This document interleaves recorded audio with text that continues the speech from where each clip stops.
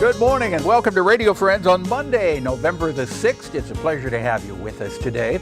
Sitting here on my left, I hope I pronounce your name right now, Doctor. Dr. Jussuf Kaifi. Kaifi, right? Right. Close Perfect. enough? Is that close enough? No, it's perfect. Oh, good. Okay. And you were with us from MU Healthcare, Ellis Fischel Cancer Center. November is Lung Cancer Awareness Month, correct? And this is what you wanted to deal with today. And when you came in, I said, are we seeing more or less cases of lung cancer? And your answer was? Overall, fortunately, the trend is going down with lung cancer. Me as a surgeon, I see more lung cancers because we have lung cancer screening now. Yeah.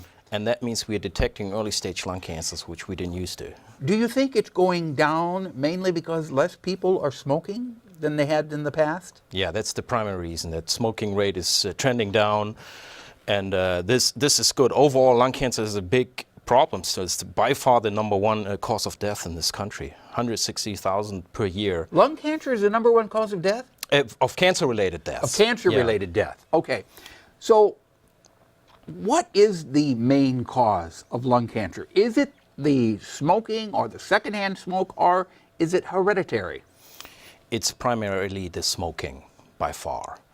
So 80% of all lung cancers are caused by smoking. What about our environment, air pollution? Is that a cause of lung cancer also? Air pollution is a cause. It's mostly radon, which is radioactivity that is released in stones and in our houses in the basement. Right. So that can be measured actually. Mm-hmm. So that has a couple of thousands of deaths per year are caused by radon that causes lung cancer. And secondhand smoking is a major issue too. Does our diet affect lung cancer at all?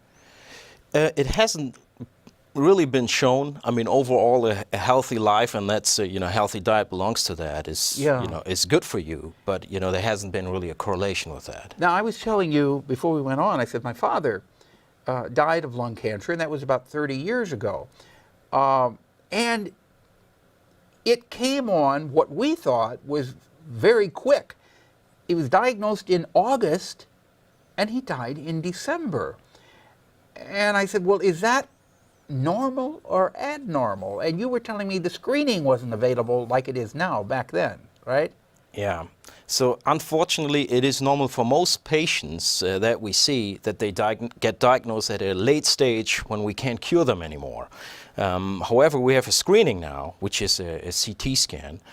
And now we see patients at an early stage that we can cure mostly with surgery.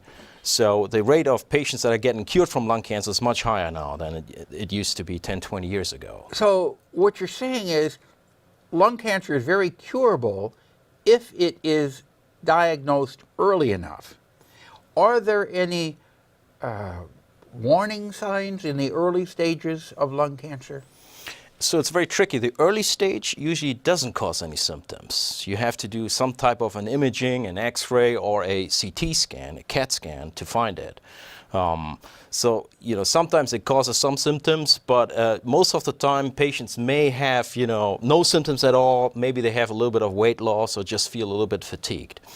So if you have risk factors for lung cancer, which is primarily smoking, you should see your doctor and then see whether you qualify for a screening CT scan.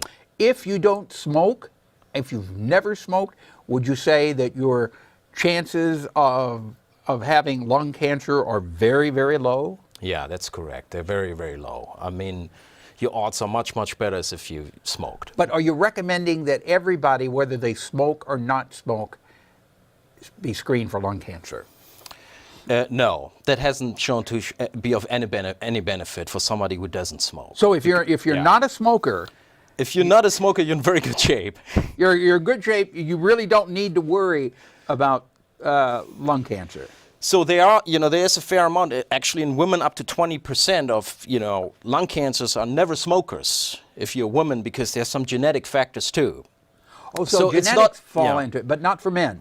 Not for men too much, so there might be a component, but we haven't found it yet. Okay. So you can still get a lung cancer if you never smoked, but the overall risk is much lower. All right. If people want more information, they can check out the website, the University Hospital, Ellis Fischel. Right, they can check out the website of MU Health, Alice Fischel. We have a phone number too that you can call, 573-882-4896. Okay, thank you very much. And keep in mind that November is Lung Cancer Awareness Month, correct? That's correct. Doctor, thank you so much for coming you. by. It was a pleasure meeting you Thank you, Paul. chatting with you. We're out of time for today. Drop me an email. That's pepperp@missouri.edu. See you then.